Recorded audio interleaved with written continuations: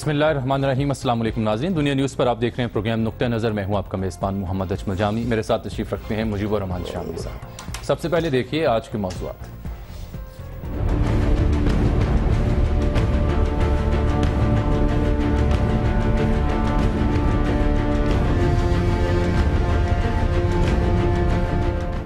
कराची में लियारी गैंग वार के सरगना और सियासतदानों से करीबी ताल्लुकात रखने वाले उज़ैर बलोच को फौज ने तहवील में ले लिया। गैर मुल्की खुफिया इदारों को अहम मालूमात फराहम करने का इल्जाम ट्रायल मिलिट्री कोर्ट में होगा। क्या उज़ैर बलोच का अंजाम भी कुलभूषण जाधव जैसा होगा? क्या उज़ैर बलोच से ताल्लुकात रखने वाले सियासतदानों के खिलाफ भी कार्रवाई की जाएगी?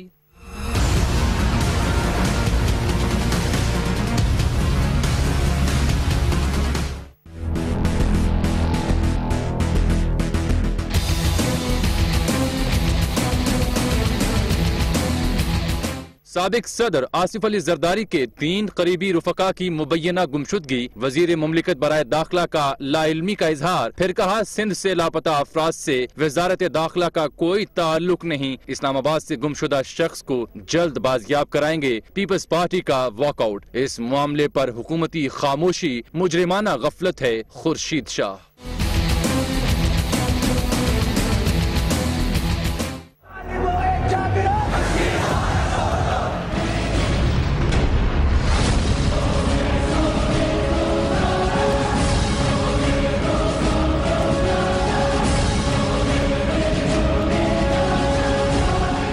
महज दो तरफा मुज़ाकरात से मसला कश्मीर हल नहीं हुआ। वक्त आ गया है कि अमरीका सालिसी का किरदार अदा करे। मकबूजा वादी के साबिक वजीर आला फारूक अब्दुल्ला मोदी सरकार को आईना दिखाने लगे। कहा पाक भारत पानी का तनाज़ा भी तो अमरीकियों ने ही तय कराया था। फिरका वाराना सियासत भारत को बर्बाद कर देगी।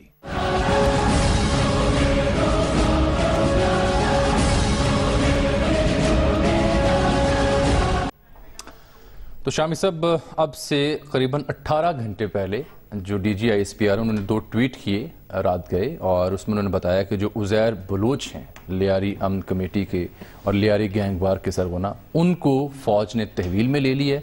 आर्मी एक्ट और ऑफिशियल सीक्रेट एक्ट 1923 के तहत, क्योंकि गैर मुल्की एजेंसियों को इन्होंने कुछ मालूमात हसास फराहम की और जासूसी के इल्ज़ाम में आर्मी एक्ट के तहत इन्हें आर्मी ने तहवील में ले लिया, जिसका मतलब यह है कि अब इनका मिलिट्री ट्रायल होगा मिलिट्री कोर्ट्स में। तो सबसे पहले तो बात ये हो जाए किस कदर ये अहम पेशरफ्त है अगर मजमूई तौर पर कराची और बिलखुसूस लियारी और फिर से पीपल्स पार्टी के साथ जोड़ा जाए तो? नहीं, बड़ी अहम पेशरफ्त है, लेकिन पीपल्स पार्टी के बाज़ अनासर के साथ तो ये जुड़ा हुआ था। असल में जब MQM से मुकाबला करने के लिए जुल्फ़िकार मिर्ज़ा ने इसको तैयार किया था, पीपल्स अमन कमेटी को। इसकी जुबानी ना सुना दें आपको ये बात। और ये उसका चेयरमैन था। और फिर आप देखिए कि जब सियासत में जुर्म दाखिल होता है और उस जुर्म की सरकोबी करने की बजाय उसके मुकाबिल एक अपना जत्था बनाने की कोशिश होती है, तो फिर उज़ैर बलोच जो है वो पैदा होते हैं। जो आपने बात की थी मुत्तहिदा वाली, उसमें उनका खुद बयानिया देख लेते हैं। उन्होंने क्या कहा 2012 में एक टीवी इंटरव्यू में उन्होंने क्या कहा, देखिए। हमें पीपल्स पार्टी के हुकूमत में उन्होंने ये असला दिया है, लेंसेज से हफ्ते असले हैं कि ताकि हम दिफा करें और लियारी में इंटर होने ना दें। मल्लीर के लोगों को भी दिया है। हर जगह बलोच कम्युनिटी या पीपल्स पार्टी का वोट बेकर सबको कलाशनों के परमिट दिए हुए हैं कि MQM को रोकने के लिए। अब जरदारी साहब ने अपना पॉलिसी चेंज कर दिया है। वो MQM की जो पॉलिसी है, जरदारी साहब वही पॉलिसी हल कर रहे हैं, चल रहे हैं। और जो जिनकी डोर जो है अपना अमेरिका और बरतानिया के हाथ में, अब इन दोनों को एक कर दिया है। उन्होंने कराची का सौदा कर लिया है। ये कराची को अलग सूबा बनाना चाहते हैं। उज़ैर बलोच 2012 में। हाँ, तो जरदारी साहब जो हैं उनकी तवक्कुआत पर पूरे नहीं उतरे। जब MQM के साथ उन्होंने मसालहत कर ली तो फिर उज़ैर बलोच जो है वो बरफरोख्ता हुए और उसने ये इंटरव्यू दिया और खुल्लम खुल्ला कहा कि जरदारी साहब ने सौदा कर लिया है MQM के साथ और गोया पीपल्स अमन कमेटी जो है उसको बेआसरा छोड़ दिया। तो ये भी देख लेते हैं इसके जो उज़ैर बलोच की کیریئر رہا, کیسے یہ ظہور پذیر ہوا؟ اس کا تو آپ دیکھیں, عزیر بلوچ کے باپ کو یہ قتل کر دیا گیا, اور باپ کے قتل کا انتقام لینے کے لیے وہ پھر خود گینگسٹر بن گیا. ایک چھوٹی سی رپورٹ بھی ہم نے بنائی ہے, رپورٹ ہم دیکھتے ہیں. یہ بنیادی بات یہ جو آپ پنجاب کے کئی دیہاتوں میں بھی ایسا ہوا ہے, تاریخ میں آپ دیکھیں کئی لوگ اس لیے کرمنل بن گئے ہیں کہ قانون جو تھا وہ فریاد ان کی نہیں سن سکا.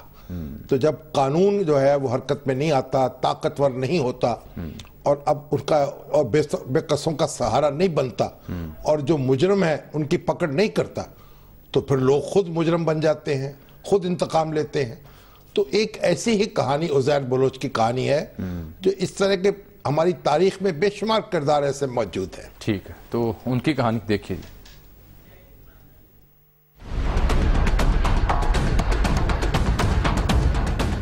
لیاری کے ٹرانسپورٹر فیض محمد اور فیضو ماما کے گھر میں آنکھ کھولنے والے عزیر بلوچ نے 2001 کے انتخابات میں سیاست کی دنیا میں قدم رکھا اور لیاری سے ناظم کا الیکشن لڑا, مگر پیپلز پارٹی کے جعلی کارکن حبیب کے ہاتھوں شکست کا سامنا کرنا پڑا. عزیر کی زندگی میں اچانک موڑ اس وقت رونما ہوا جب گینگسٹر پپو نے 2003 میں عزیر بلوچ کے والد کا قتل کیا, اور عزیر بلوچ نے سیاسی جدوجہد چھوڑ کر جرائم کی دنیا میں قدم رکھا. اپنے کزن عبدالرحمان اور عبدالرحمان ڈکیت کے گروہ میں شامل ہو گیا اور وقت کے ساتھ خطرناک دہشت گرد کا روپ دھار لیا. ارشد پپو اور عبدالرحمان ڈکیت کے درمیان لیاری میں منشیات اور زمین کے تنازع پر بہت عرصے سے گینگ وار جاری تھی. اس دوران عزیر بلوچ گینگ میں شامل ہو کر ارشد پپو سے لڑتا رہا. 2008 میں جب پیپلز امن کمیٹی کا قیام عمل میں آیا تو عزیر بلوچ کو یہاں سیاسی پناہ مل گئی. 2009 میں پولیس انکاؤنٹر میں عبدالرحمان ڈکیت کی موت کے بعد عزیر بلوچ گینگ میں مرکزی کردار کے طور پر ابھر کر سامنے آیا اور گینگ کا نیا سربراہ مقرر ہوا. اسی دوران اس نے پیپلز امن کمیٹی کی باغ دوڑ بھی سنبھال لی, اور یہ وہ دور تھا جب لیاری میں بھتہ خوری اپنی عروج پر پہنچ گئی اور لوگوں میں عزیر کی دہشت بھی بیٹھ گئی.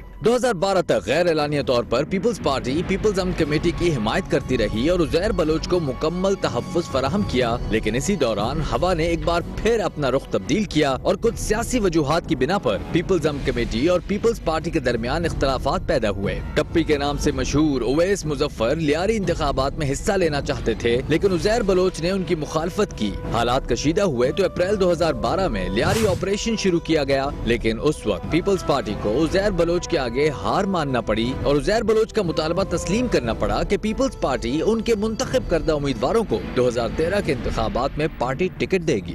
2013 میں ایک بار پھر جب کراچی میں جرائم پیشہ افراد کے خلاف آپریشن کا آغاز ہوا تو اس بار عزیر بلوچ ملک سے فرار ہو گیا تھا, جبکہ حکومت سندھ نے عزیر بلوچ کے سر کی قیمت بھی مقرر کر رکھی تھی اور عدالت میں پیش نہ ہونے پر اس کے ریڈ وارنٹس بھی جاری ہو چکے تھے. اطلاعات کے مطابق عزیر بلوچ کو مسقط سے بائی روڈ جعلی دستاویزات پر دبئی جاتے ہوئے انٹرپول نے 29 دسمبر 2014 کو گرفتار کیا تھا. تاہم عزیر بلوچ کو وطن واپس کیسے لایا گیا ابھی تک یہ واضح نہیں ہو سکا. 30 جنوری 2016 کو عزیر بلوچ کو کراچی کے مضافاتی علاقے سے گرفتار کرنے کا دعویٰ کیا گیا. عزیر بلوچ کو 54 مقدمات کا سامنا ہے, جن میں ارشد پپو کیس, انسپیکٹر فواد خان کا قتل, پولیس اہلکاروں کا قتل, حساس ادارے کے اہلکاروں کا قتل, بھتہ خوری اور مخالفین کو اپنے کارندوں سے قتل کروا کر لیاری ندی میں بہانے اور دفنانے جیسے مقدمات درج ہیں.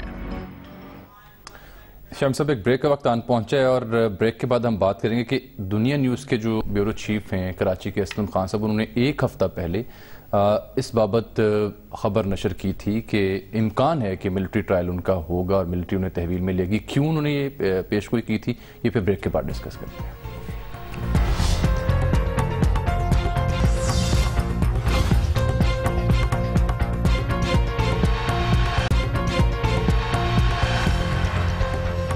ویلکم بیک ناظرین. عزیر جان بلوچ فوج کی تحویل میں اسی معاملے پر ہم بات کریں, اور بریک سے پہلے شام صاحب ہم نے گزارش کی تھی ناظرین سے کہ ایک ہفتہ پہلے اسلم خان صاحب نے اس بابت اشارہ کیا تھا. اسلم خان صاحب السلام علیکم, کراچی سے آپ کو خوش آمدید کہتے ہیں. کیوں آپ نے یہ پیشن گوئی کی تھی اور کس بنیاد پہ آپ نے یہ تبصرہ کیا تھا؟ یہ تو خبر ہوگی نا, ان کو خبر پتہ چلی ہوگی. وہی 56 سے جی, جس طرح شامی صاحب نے بالکل درست اشارہ کیا کہ خبر پتہ لگی ہوگی, چونکہ 56 مقدمات تھے اور جس طرح مقدمات کی تفتیش آگے بڑھ رہی تھی اس سے یہ اندازہ لگانا مشکل نہیں تھا کہ ٹھوس شواہد نہیں ہوں گے. اسی دوران تفتیش میں کلبھوشن یادو نیٹ ورک سے رابطوں اور ساتھ ہی ساتھ ایک اور پڑوسی ملک کی ایجنسی سے تعلق اور وہاں کے خفیہ دورے اس حوالے سے کچھ شواہد ملے تھے خفیہ ایجنسیوں کو اور اداروں کو، جب تفصیلات سامنے آئی تھی تو اسی وقت یہ بتا دیا گیا تھا کہ جو عزیر بلوچ کا جو مقدمہ ہے وہ فوجی عدالت میں چلایا جائے گا. جب یہ سوال ہم نے ان سے کیا تھا کہ فوجی عدالت میں جب مقدمہ چلایا جائے گا تو کس کی تحویل میں رہیں گے، پولیس اور رینجرز کی تحویل میں رہیں گے، تو یہ جواب دیا گیا تھا کہ وہ فوج کی تحویل میں رہیں گے اور مقدمہ بھی فوجی عدالت میں چلایا جائے گا. تو دنیا نیوز نے یہ خبر نشر کی تھی اسی طرح کہ ان کا مقدمہ فوجی عدالت میں چلایا جائے گا اور وہ فوج کی تحویل میں ہوں گے، اور گزشتہ روز رات اس کی ٹویٹ بھی آ گئی تھی اور اس کی تفصیلات بھی اجمل سامنے آئی تھیں. اچھا یہ بتائیے کہ یہ جو اس کے جو کارروائی ہو رہی تھی عدالتوں میں، وہ کارروائی غیر تسلی بخش تھی یا جو پروسیکیوشن تھی وہ کوئی تیاری نہیں کر پا رہی تھی، یا عدالتی نظام کو جو دیمک لگی ہوئی ہے اس کی وجہ سے یہ سارا معاملہ ہو رہا تھا؟ شامی صاحب تینوں ہی وجوہات تھیں، بالکل درست نشاندہی. پروسیکیوشن کی بھی کمزوریاں تھیں، عدالتی نظام کو دیمک کی تو آپ نے بات کی، لیکن پروسیکیوشن آگے بڑھ ہی نہیں رہا. تفتیش جس طرح ہوتی ہے، اب دیکھیں 56 مقدمات ہیں، جس طرح ہم اجمل نے بھی ایک رپورٹ جو تیار کی کہ ارشد پپو قتل کیس ہے، انسپیکٹر فواد قتل کیس ہے، رینجرز کے 2 اہلکار 2013 کے آپریشن کے دوران منیر اور اعجاز، ان کے قتل کا الزام ہے. اس کے ساتھ ساتھ پولیس اہلکاروں کے قتل، پولیس پر حملے، اقدام قتل، بھتہ خوری. صرف لیاری آپریشن جو S S P Chaudhry Aslam نے کیا تھا اس کے دوران لیاری کے جو یہ تھانے ہیں اس میں جو مقدمات درج ہوئے ان کی تعداد 30 ہے. لیکن پہلا مقدمہ جس میں وہ بری بھی ہوا عزیر بلوچ، وہ میٹھا در تھانے کا تھا، 2013 کا FIR نمبر 105 تھی، میٹھا در تھانہ. وہ مقدمہ بنایا گیا تھا ڈکیتی کا، نہ اس میں گواہ تھے نہ کوئی ثبوت، جس پہ وہ بری ہو گیا. جب پہلے مقدمے میں بری ہوا تو ایک تاثر یہ آیا کہ دیگر جو 55 اور 56 مقدمات ہیں تو ان کے ساتھ کیا صورتحال ہوگی. لیکن اسی دوران آفیشل سیکرٹ ایکٹ کی خلاف ورزی، چونکہ ایک سوال یہ اٹھایا جا رہا ہے کہ عزیر بلوچ تو عوامی عہدے پہ نہیں رہا، لیکن جس طرح فوٹیجز بھی سامنے آتی رہی ہیں کہ پیپلز پارٹی کے دور حکومت میں اہم وزراء سے وہ رابطے میں رہا، وہ وفاقی ہوں یا صوبائی، تو غالباً اسی لیے یہ ایک ایکٹ لگایا جو آفیشل سیکرٹ ایکٹ ہے اس کے تحت ایک مقدمے پہ بات ہو رہی ہے، اور ساتھ ہی ساتھ رینجرز کے 2 اہلکاروں کے قتل کا جو مقدمہ ہے اسلم مختصر بیان کیجئے. یہ بھی کہا جاتا تھا کہ لیاری میں اس حلقے میں MP ہو یا MNA ہو، ان کی نامزدگی کا جو اختیار تھا پیپلز پارٹی کے پاس نہیں تھا، ان کی مرضی کے بغیر وہ نہیں نامزد کر سکتے تھے. نہیں، نہ صرف کہ نامزدگی یہ کرتے تھے بلکہ ان کا حلف لیتے تھے ذاتی وفاداری کا. تو کہاں ان کے تعلقات رہے اور کہاں دباؤ آ سکتا ہے اب ان کی تحویل کے بعد؟ دیکھیں ذوالفقار مرزا کے ساتھ بہت زیادہ ایک جو قریبی روابط رہے عزیر بلوچ کے، اور اس سے انہوں نے انکار نہیں کیا. اور اس کے علاوہ لیاری کے جو معاملات دیکھتے رہے، پیپلز پارٹی کراچی ڈویژن کے صدر ہوں، پیپلز پارٹی کے وزراء ہوں، اویس مظفر ہوں یا اور دیگر وزراء، وفاقی وزراء بھی اور سینیٹرز بھی، وہ بھی لیاری جاتے رہے. اور لیاری دیکھیں ایک ایسا وقت بھی رہا کہ نبیل قبول بھی وہاں وزٹ نہیں کر سکتے تھے جو وہاں پہ رکن اسمبلی رہے تھے. ابھی جو رکن قومی اسمبلی ان سے پہلے نبیل قبول وہاں پر تھے لیکن وہ بھی وہاں پر نہیں جا سکتے تھے. اور ابھی جو ایک رکن صوبائی اسمبلی ہیں ثانیہ مرزا، ان کے بارے میں بہت کھلا یہ کہا جاتا ہے کہ ان کے جو شوہر تھے وہ ان کے ساتھ رہے، امین بلیدی ان کے عزیر بلوچ کے ساتھ، اور اسی بنیاد پر ان کو بھی ٹکٹ ملا. اور جو MNA کا جو ٹکٹ تھا وہ بھی عزیر بلوچ کی ہی میں کہوں گا مطالبے پر دیا گیا، درخواست سے فرمائش تھی مطالبے پر کہ یہ لوگ رکن سندھ اسمبلی اور قومی اسمبلی ہوں گے. چونکہ یہ کہا جا رہا تھا کہ جو لیاری سے باہر کے لوگ ہوتے ہیں وہ ڈیفنس چلے جاتے ہیں، کہیں اور چلے جاتے ہیں، اس لیے یہاں کے لوگوں کو حق دیا جائے، اس بنیاد پر مطالبہ کر کے یہ سیٹیں لی گئی تھیں. اسلم بہت شکریہ آپ کا. شام صاحب، اب جو جن سیاستدانوں سے ان کے تعلقات رہے قربت میں قریبی، ان پر بھی دباؤ آئے گا کیا؟ وہ بھی تحقیق اور تفتیش کے دائرے میں آئیں گے؟ نہیں، تعلقات کا تو مسئلہ یہی ہے نا کہ آپ جیسے انگریزی کا محاورہ ہے نا، آپ کو چور کو پکڑنے کے لیے ایک چور چاہیے. ٹھیک ہے، بس یہی، کیونکہ جرائم پیشہ جو سیاستدان ہیں ان کے جو جتھے بنے ہوئے تھے، قانون کے ذریعے ان کو ڈیل کرنے کی بجائے، کیونکہ ان کے پاس ایک سیاسی طاقت بھی تھی، تو ان کو کہا گیا کہ ان کو انہی کے سکوں میں جواب دیا جائے اور ان کے مقابلے میں ایک گینگ کھڑا کیا جائے. آج سندھ اسمبلی کے بعد یہ سیدھی سی بات ہے، اور اسی معاملے نے پاکستان کو یہاں تک پہنچایا ہے، اور سندھ کے حالات جو ہیں ان کو ایک بدترین صورتحال سے دوچار کیا. ایک بریک بھی لے لیں، ایک چھوٹا سا سوال ہے. آج سندھ اسمبلی کے باہر جو اراکین سندھ اسمبلی ہیں وہ یہ مطالبہ کر رہے تھے کہ جو چارجز اس پر ہیں اس کے تناظر میں دیکھا جائے تو ان کے ساتھ وہی سلوک اور وہی سزائیں دی جانی چاہیے جو کلبھوشن جادو کو دی گئی ہے. ظاہر ہے کہ وہ جو ارکان اسمبلی ہیں وہ MQM سے تعلق رکھتے ہوں گے، فنکشنل لیگ سے تعلق رکھتے ہوں گے، تو مخالف ہوں گے جو حکومت کے. اور مگر یہ جو اب کیونکہ فوجی عدالت میں معاملہ چلا گیا ہے تو اب وہاں تو نہ آپ دباؤ ڈال سکتے ہیں اور نہ کوئی किसी जज का हाथ पकड़ सकते हैं, तो अब तो फैसला होकर रहेगा। सर एक छोटा सा और सवाल कि ये जो हमसाया मुल्क का, दोस्त हमसाया मुल्क का जिक्र आ रहा है, उनकी खुफिया एजेंसी से इसके राब्ते थे, खुफिया दौरे थे, ये पब्लिक में आ गई ये बात, किस हद तक अहम हो सकती है दोनों ममालिक के ताल्लुकात के हवाले से? ताल्लुकात के हवाले से तो कोई, जब एक कुलभूषण जो है वो हमारे ईरान में पकड़ा गया था, हमारे बड़े अच्छे ताल्लुकात हैं, और उसके बाद ईरान से आता हुआ पकड़ा गया था, यानी ईरान से आया था ना वो, और ईरान में मुकीम था। तो अब जब हसन रूहानी साहब यहाँ तशरीफ लाए थे उस वक्त ये सवाल, उस दौरान इसका इंकशाफ हुआ या ये खबर मंजर आम पर आई, और फिर उनसे भी ये सवाल पेश किया गया था, तो उन्होंने भी इस पर कुछ खुशगवार उनका रद्द-ए-अमल नहीं था, लेकिन बहरहाल जाके उन्होंने पूछ पड़ताल की होगी। तो ये हमारे दोस्त मुल्क जो हैं उनकी एजेंसियों की नाकामी थी। और ये देखिए, ये जो नेटवर्क चल रहे होते हैं, जो कानून शिकन अनासर पनाह लिए हुए होते हैं, ये जरूरी नहीं है कि वहाँ सरकारी तौर पर इनकी सरपरस्ती की जा रही हो, वहाँ छुपा के भी ये खेल खेलते हैं। एक नाज़रीन ब्रेक ले लेते हैं, ब्रेक के बाद वापस आते हैं कुछ दीगर मौज़ूआत के साथ।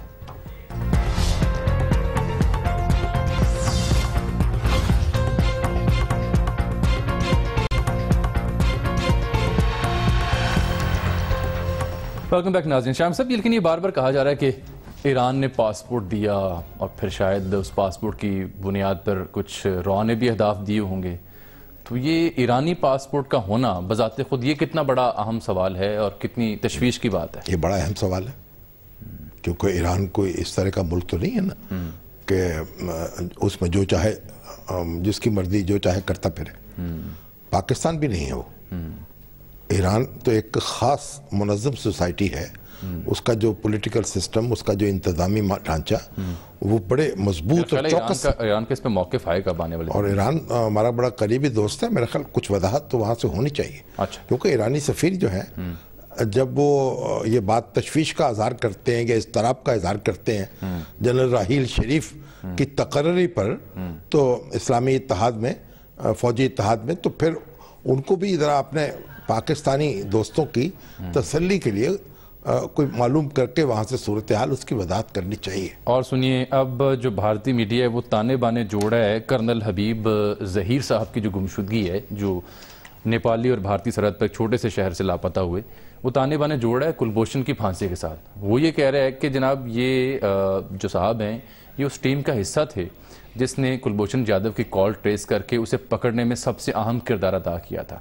तो भारत की एजेंसी जो है वो तब से इनके पीछे हैं कि इनको गिरफ्त में लिया जाए। तो ये वो यानी इनडायरेक्टली एतराफ़ करें कि हमने ट्रैप किया उन्हें, ठीक, हम उनके पीछे थे। तो कहते हैं जब हमने ट्रैप कर लिया तो पाकिस्तानी इदारों ने उस पर से पेशबंदी करते हुए उन्होंने उनको फांसी जल्दी सजा मौत की सजा सुना दी, ताकि हम जो है ना भारतीय एजेंसियाँ वो इसको मंजर आम पर न लेके आ सकें। एक तो ये बात करते हैं। फिर जब हमने उस ज़राए से बात की क्या कर्नल साहब वाकई उस किसी टीम का हिस्सा थे या नहीं थे, तो हमें तो ऐसी कोई तस्दीक नहीं हो सकी। असल में भारतीय मीडिया जो है वो भी टामक टोंगियाँ मार रहा है।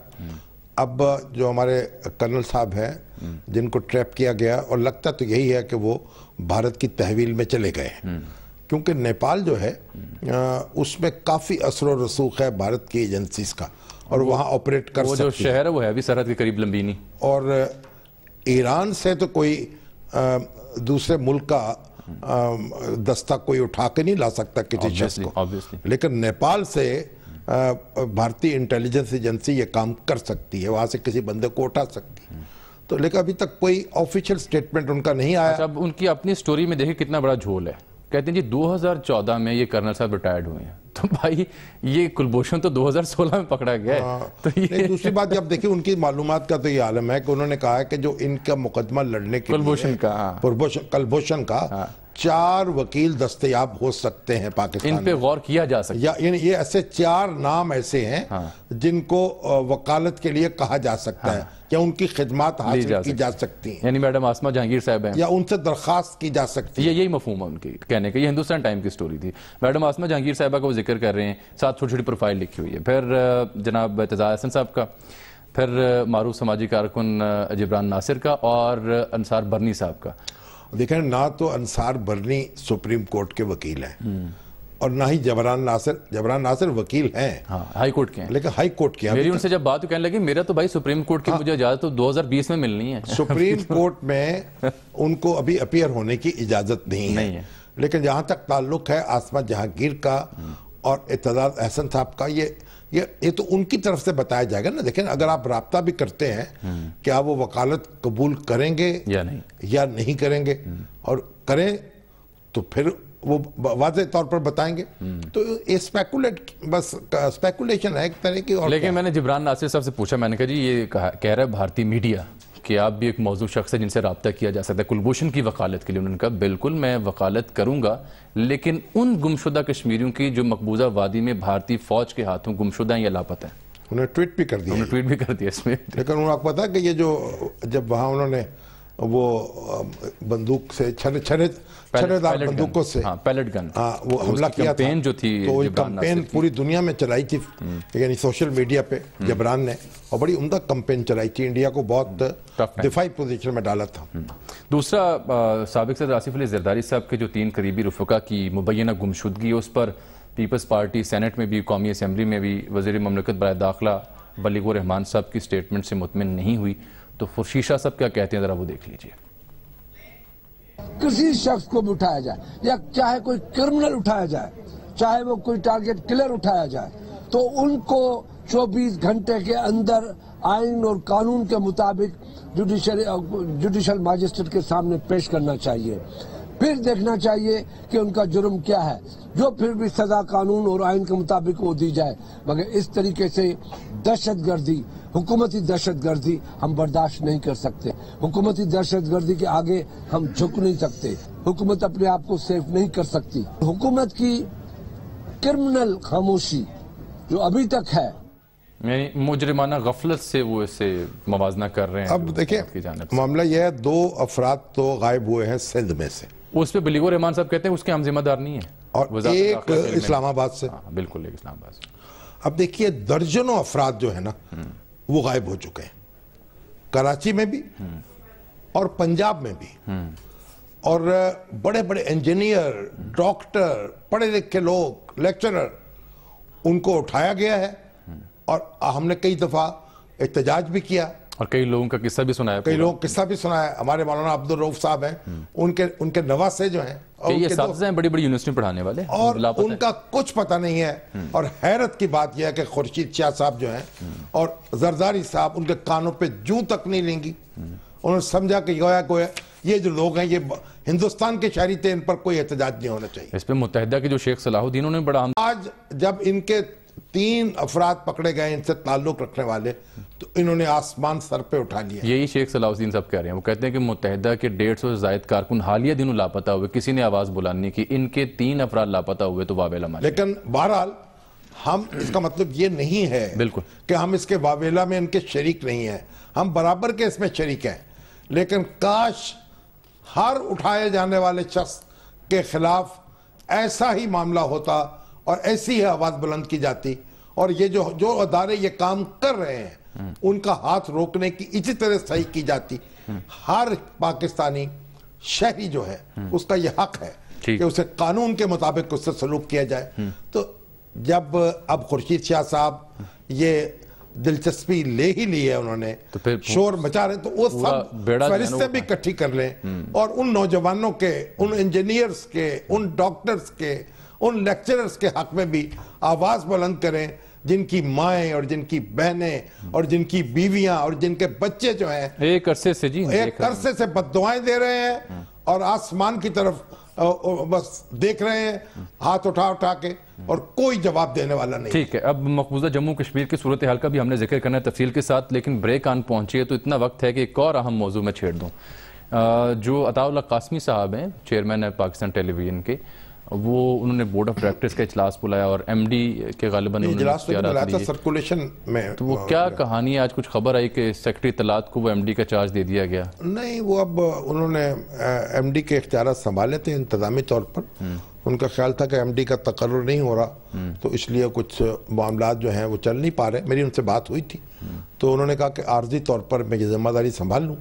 لیکن اب یہ معلوم ہوا ہے کہ جو یعنی 2013 کا جو قانون ہے جو کارپوریٹ اینٹیٹیز ان کو ڈیل کرتا ہے اس میں چیئرمین انتظامی اختیارات نہیں سنبھال سکتا, تو اس لیے اس کو ڈی نوٹیفائی کر دیا گیا ہے. اور جو سیکریٹری اطلاعات ہیں نئے سکھیرا صاحب, احمد نواز سکھیرا, انہوں نے وہ ذمہ داریاں بھی سنبھال لی ہیں. ویسے احمد سکھیرا صاحب اگرچہ ڈی ایم جی گروپ سے ہیں لیکن بڑے ڈھنگ کے آدمی ہیں اور سلیقے کے اور کرینے کے, تو یہ مگر وہ میں سمجھتا ہوں بڑے اچھے پڑھے لکھے آدمی ہیں, لیکن یہ جو انفارمیشن گروپ ہے اس کے ساتھ اس دور حکومت میں کوئی اچھا سلوک نہیں ہوا. اور سکھیرا صاحب بھی کہہ رہے تھے مجھ سے, میری ان کی بات ہوئی, میں نے کہا میں کوشش کروں گا کہ جو انفارمیشن گروپ کے ساتھ جو زیادتی ہوئی ہے, جو ان کی ترقیاں رک گئی ہیں, ان کے لوگوں کو پروموٹ نہیں ہونے دیا گیا اور قابل افسر جو ہیں ان کی دنیا جو ہے وہ اندھیر کر دی گئی ہے, اس کے معاملے میں کوئی کرن جو ہے امید کی وہ جلائیں. چلیں ہم بھی ان کی اس نیک خواہشات کے ساتھ ہیں. جی بریک لیتے ہیں, واپس آتے ہیں. بڑا یہاں موضوع ہے فاروق عبداللہ صاحب کا ایک اور انٹرویو امریکہ سے ثالثی کی انہوں نے اپیل کی ہے, دیکھتے ہیں بریک کے بعد.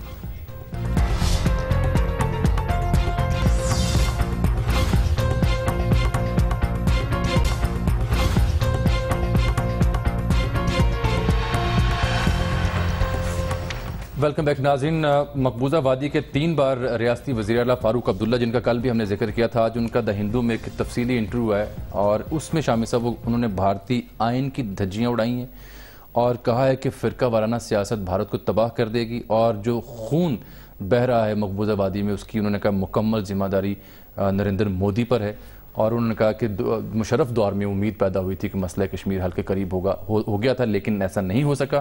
اب انہوں نے کہا کہ چونکہ 2 طرفہ جو مذاکرات ہیں اس سے حل نہیں ہو پایا کئی دہائیاں گزرنے کے باوجود, لہٰذا امریکہ کو ثالثی کا کردار ادا کرنا چاہیے, کیونکہ پہلے بھی امریکیوں نے پانی کے تنازع پر پاکستان اور بھارت کی ثالثی کی تھی. یہ مطالبہ کس حد تک اہم ہے, ایسا ممکن بھی ہے یا نہیں؟ دیکھیں فاروق عبداللہ صاحب جو بات کہہ رہے ہیں اس سے اختلاف تو نہیں کیا جا سکتا. جو وہاں کی صورتحال پر وہ چیخ رہے ہیں, اور آپ یہ دیکھیے اور یہ سشما سوراج نے جو گفتگو کی ہے کلبھوشن کی گرفتاری پر اور اس کی سزا پر, اس سے ایسے معلوم ہوتا ہے جیسے کوئی یہ سفیر بھیجا ہوا تھا یا کوئی ایلچی تھا انڈیا کا جو پاکستان آیا تھا. تاریخ میں دیکھیں آپ تو جب کسی ملک کے سفیر کو یا ایلچی کو سزا دی جاتی تھی نا تو پھر یہ حملہ ہوتا تھا, پھر ہنگامہ ہوتا تھا, اور پھر اس جنگیں بھی چڑھی ہیں دنیا میں. مگر جاسوس پکڑا گیا ہو اور اس کو سزا دی گئی ہو اور اس پر واویلا بچایا جا رہا ہو, یہ انڈیا ہی کی بے شرمی اور ڈٹائی کی انتہا ہے کہ شرمندہ ہونے کی بجائے ایک اس طرح کی بڑکیں لگائی جا رہی. دیکھیں بات یہ ہے, فاروق عبداللہ نے یہ ایک بڑی بات کہی کہ ثالثی جو کی جائے اور امریکہ اس میں کردار ادا کرے. دیکھیں ثالث جو ہے اس کے لیے فریقین کی رضامندی ضروری ہے. کوئی شخص زبردستی ثالث نہیں بن سکتا. پاکستان اور بھارت تیار ہوں گے اس کے لیے؟ انڈیا کا کہنا یہ ہے کہ ہم کسی طور ثالثی پر تیار نہیں ہیں, صرف بائی لیٹرلی, اور 2 طرفہ مذاکرات کے ذریعے مسئلہ حل کریں گے. اور یہ 2 طرفہ مذاکرات کی پخ لگی ہے معاہدہ شملہ کے نتیجے میں. وہ کیسے کہ معاہدہ شملہ میں یہ بات طے ہوئی نا کہ کشمیر کا مسئلہ جو ہے وہ 2 طرفہ مذاکرات کے ذریعے سے طے کیا, اس کو بنیاد بنا کے اب تک وہ, اور اس سے ایک دیکھیے اس جنگ جو تھی 1971 کی, اس کے نتیجے میں یہ مسئلہ جو ہے 2 طرفہ مسئلہ ہو گیا. اور اس کے بعد پوری دنیا میں جب بھی کوئی بات ہوتی ہے کشمیر کے مسئلے کی تو یہ بات کہی جاتی ہے کہ آپ مذاکرات کے ذریعے سے اس کو حل کریں. لیکن پاکستان اور ہندوستان کی جو تاریخ ہے وہ بڑی عجیب ہے. کوئی مسئلہ آج تک ہندوستان اور پاکستان کے درمیان تیسرے فریق کی مداخلت کے بغیر حل نہیں ہو سکتا. یعنی 2 طرفہ ناکام ہوتے ہیں. 2 طرفہ سوائے ایک واقعہ. وہ کون سا؟ وہ معاہدہ شملہ ہے. ٹھیک. معاہدہ شملہ جو ہے وہ کسی غیر ملکی یا کسی تیسرے فریق کی مداخلت کے بغیر ممکن. دونوں ملکوں نے طے کیا تھا. اور اس میں جنگی قیدی واپس آئے تھے اور اس میں پھر یہ بنگلہ دیش اس کے بعد تسلیم ہوا تھا، اور وہ بھی اس لیے شاید ممکن ہو سکا کہ ایک تو پاکستان بڑا شدید سیٹ بیک اس کو ہو چکا تھا، اور پھر 90,000 قیدی بھی تھے، قیدی مطلب ایک جنگ ہار چکا تھا پاکستان، ایک بات. لیکن دوسری وجہ یہ بھی تھی کہ دو ذہین سیاستدان جو تھے وہ ڈیل کر رہے تھے معاملے کو. تو ذوالفقار علی بھٹو صاحب کی یہ داد دینی چاہیے ان کو کہ انتہائی مشکل حالات میں جبکہ ایک شکست کا بوجھ آپ کے کندھوں پر ہو، آپ اس میں سے رستہ نکالنے اور کشمیر کو ایک متنازع مسئلے کے طور پر زندہ کرنے میں کامیاب رہے. اس پہ اندرا گاندھی پہ تو آج تک تنقید ہوتی ہے انڈیا میں، اور بی جے پی کی طرف سے تنقید ہوتی ہے. بالکل. وہ کہتے ہیں وہ موقع تھا کہ ان کو پاکستان کو پریشرائز کر کے اس مسئلے سے پیچھے کر لیا اور کہنا تھا یہ مسئلہ حل ہو چکا، بس جنگ بندی لائن جو ہے یہ متنازع نہیں ہے، وہ یہ بالکل بین الاقوامی سرحد.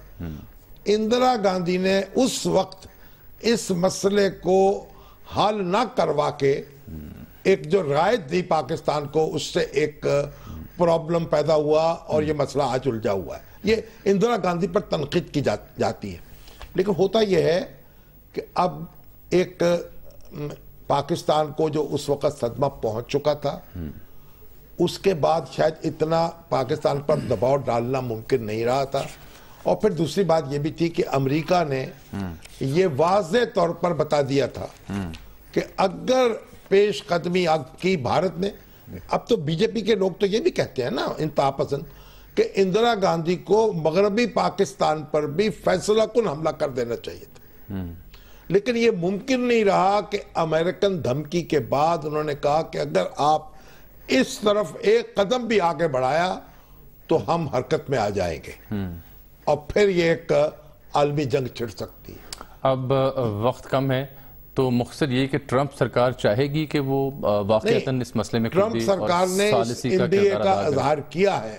ان کی جو نکی ہے وہاں مائی واشنگٹن میں، سوری نیو یارک میں، یو این او میں، اور جو یعنی انڈین اوریجن کی امریکن ہیں، سکھ ہیں، اور نکی جو ان کا نام ہے، چھوٹی جو ہے نکی سے ہے، تو اس لیے نہیں ان کا نک نیم ہے.